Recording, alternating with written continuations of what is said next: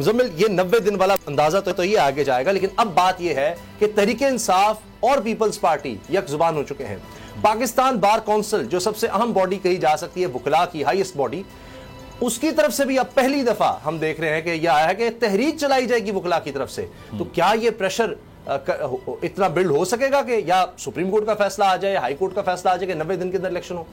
देखिए, उससे पहले तो पीपल्स पार्टी की जो कन्विक्शन है उसको पहले स्टडी करना पड़ेगा। उसकी वजह यह है कि अगर काउंसिल ऑफ कॉमन इंटरेस्ट की तरफ से मरदमशुमारी के हवाले से बात हो रही थी तो ये समझ से बालातर है कि उस वक्त पीपल्स पार्टी ने क्यों कोई एतराज़ नहीं उठाया और वहाँ पर बात क्यों नहीं की कि PMLN ने अपनी हुकूमत को डिज़ोल्व करने से फौरी पहले ये जो इक़दाम किए जिससे इलेक्शन जो है वो अगले साल तक पहुँच गया, उस पर आपने उस वक्त एहतजाज तो नहीं किया। लेकिन अब अगर आप मुतालिबा कर रहे हैं तो लगता यही है कि शायद जो है वो उनकी कन्विक्शन या फिर मोटिवेशन नहीं थी उस टाइम पे कि इसको रोकते।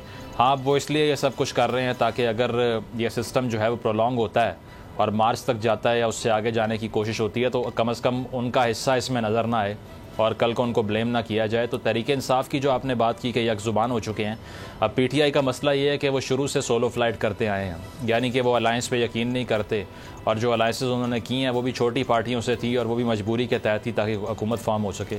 लेकिन अब आके अगर वो देख रहे हैं कि पीपल्स पार्टी एक बड़ी जमात है, PDM के इत्तेहाद का हिस्सा रही है और नून लीग जो है वो इस सारे मामले पर अपना फ़ायदा लेना चाह रही है क्योंकि पंजाब में उनका स्टेक है, तो बिल्कुल चाहिए तहरीक इंसाफ को कि वो ज्वाइन करे पीपल्स पार्टी को और वो जॉइंटली मुतालबा ये करें कि 90 रोज़ के अंदर इलेक्शन होना चाहिए। क्योंकि अगर नहीं होता तो बहुत सी शख्सियात कल को अदालतें भुगत रही होंगी।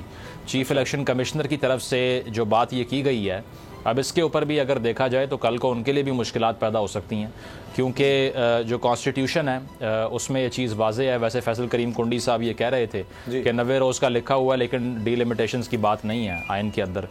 उसके बावजूद देखा जाए तो जवाज़ ये भी नहीं है कि आप 90 रोज़ से इसको आगे ले जाएँ। और पिलडेट का जो सरबरा है, पिलडेट गुफ्तगू सुन रहा था तो वो ये कह रहे थे कि हल्का बंदियों की ज़रूरत नहीं है इस स्टेज के ऊपर क्योंकि वो आपने जो MNAs हैं उनके जो हल्के हैं वो उन्हीं लाइंस के ऊपर एक्सपैंड या कॉन्ट्रैक्ट कर सकते हैं। ठीक, तो अगर उसकी ज़रूरत नहीं है तो फिर ये 4-5 महीने की एक्सरसाइज क्यों ली जाएगी, ये समझ नहीं आती।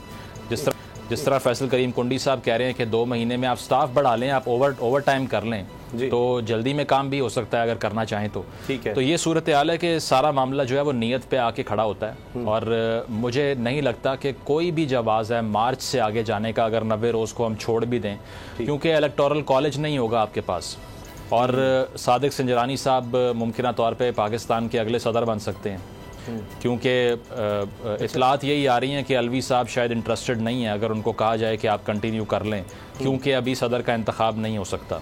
तो उस सूरत में संजरानी साहब सदर बन जाएंगे और वज़ीर आज़म साहब भी बलोचिस्तान से, वो भी बलोचिस्तान से। वैसे एक दूसरे के हम ख्याल नहीं है दोनों, लेकिन ये भी हो सकता है कल को आगे जाके। और उस सूरत हाल में अगर इलेक्टोरल कॉलेज नहीं है, अगर सूबाई असम्बलियाँ नहीं है, सेनेट आधी खाली है, उसका इंतखाब भी नहीं हो सकता, प्रेसिडेंट का इंतखाब भी नहीं हो सकता, वज़ीर आज़म इंटरिम आया हुआ है, सदर जो है वो चेयरमैन सेनेट की सीट से उठ के प्रेसिडेंट बन रहा है, तो आप मुझे बताएं मार्च से आगे जाने का कोई जवाज़? अभी तो फिर कोई लीगल कवर आपको मिल जाएगा ना क्योंकि आपने डीलिमिटेशन की, CCI से बात करवा दी, ठीक है करवा दी आपने, लेकिन उससे आगे लेके जाना इज़ टोटली अनकॉन्स्टिट्यूशनल। या तो फिर आप ये बात करें कि जिस तरह वो याया साहब के दौर में LFO आ गया था या इस तरह की कोई चीज़ मुशर्रफ साहब के दौर में आ गया था, वो कर दें तो फिर शायद कोई सेंस बन जाए, उसके अलावा देयर इज़ नो सेंस।